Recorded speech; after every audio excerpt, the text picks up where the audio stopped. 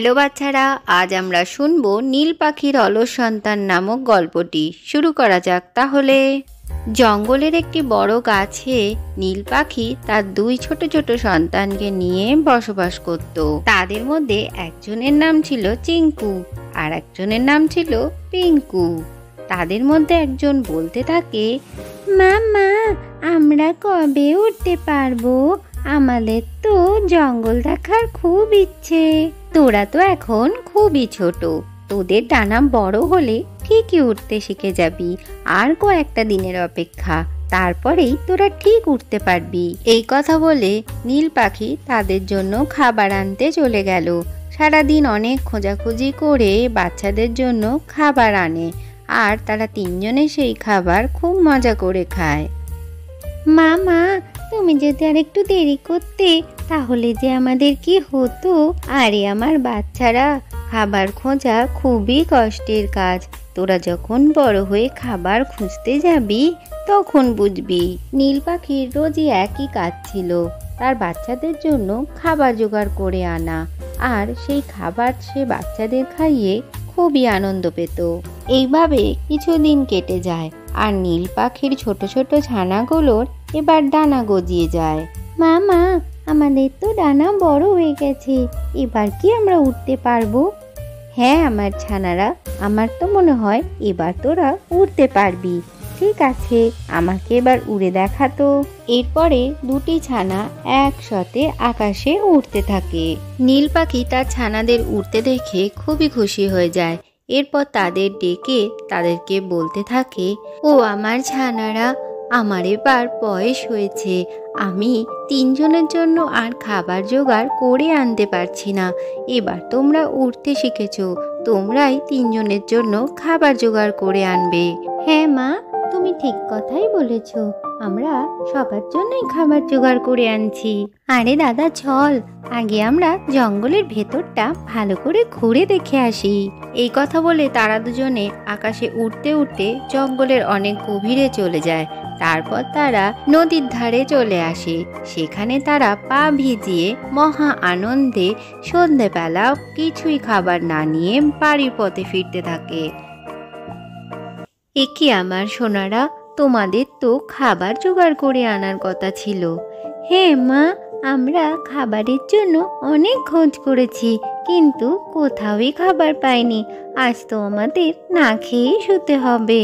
না না, সে কি করে হয়, আমি তোমাদের জন্য খাবার আনতে যাচ্ছি।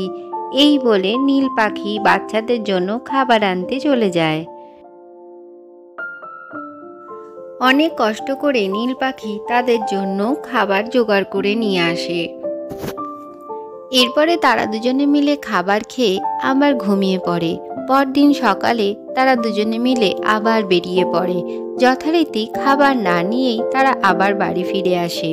মা পাখিটি তখন নিজের বাচ্চাদের অভুক্ত দেখে আবার খাবারের সন্ধানে বেরিয়ে পড়ে, আর তাদের জন্য খাবারের জোগাড় করে আনে।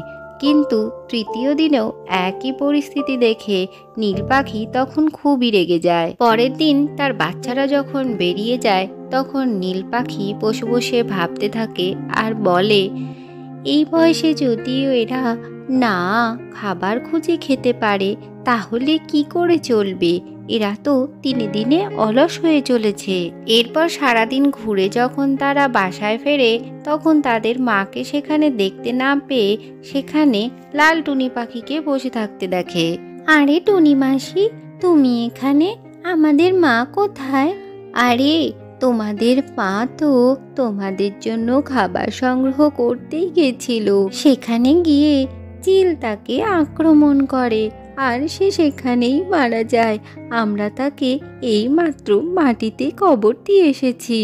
আমরা কত খারাপ, আমরা আমাদের মায়ের জন্য খাবারও জোগাড় করে আনতাম না, অথচ আমাদের মা আমাদের জন্য খাবার জোগাড় করতে গিয়ে নিজের প্রাণটাই হারিয়ে ফেলল।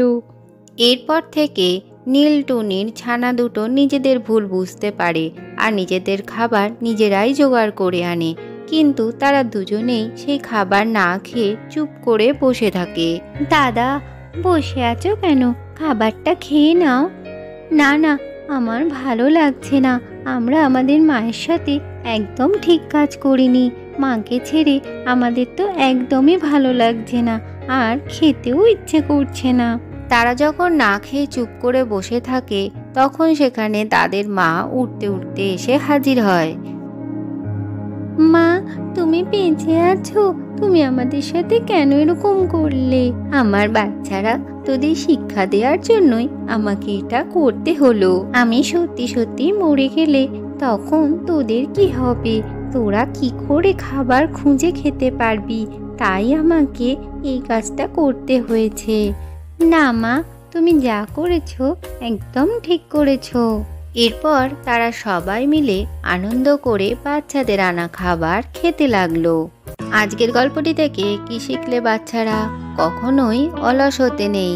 ভিডিওটি ভালো লাগলে চ্যানেলটিকে লাইক ও শেয়ার করে সাবস্ক্রাইব করে দিও।